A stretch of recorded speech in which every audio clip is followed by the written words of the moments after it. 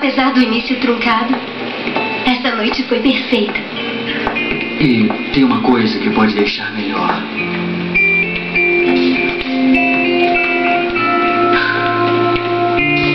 Perdoa todo o mal que eu causei.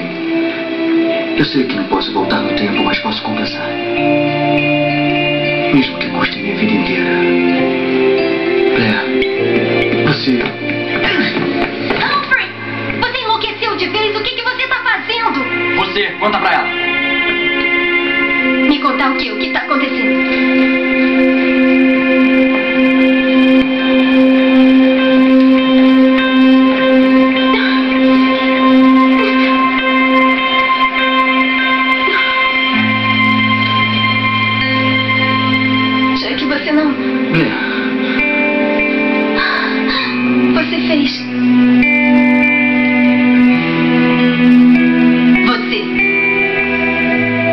Daqui agora. E não é só desse hospital, é dessa ilha. Vá, e não volte nunca mais. Porque se colocar os pés em Manhattan de novo, eu vou saber. E vou destruir você. Blair, desculpa. Você não tem que pedir desculpa. Isso é pura responsabilidade do Chuck.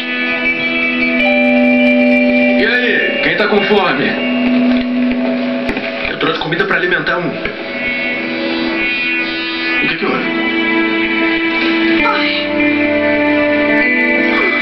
Fruvos. Ô, filha, vem cá, vem cá.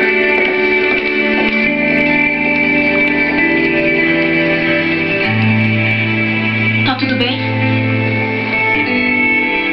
Vamos lá, eu acompanho você.